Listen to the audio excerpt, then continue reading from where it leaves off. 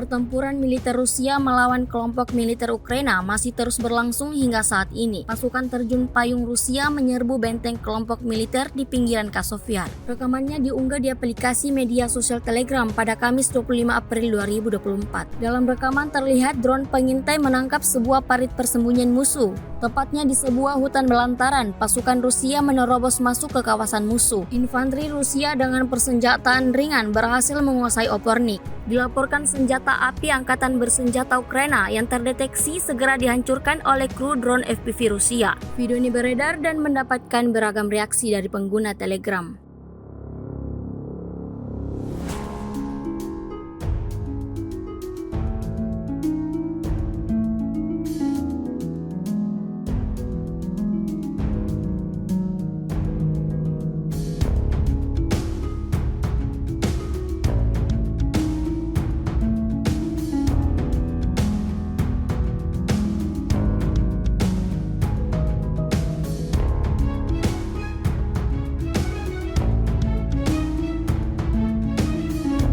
Молниеносно заскочили в этот лесной массив, но противник, понятно, открыл шквальный огонь со всего с разного вооружения. Благодаря навыкам нашим профессиональным мы не растерялись и начали продавливать этот лесной массив.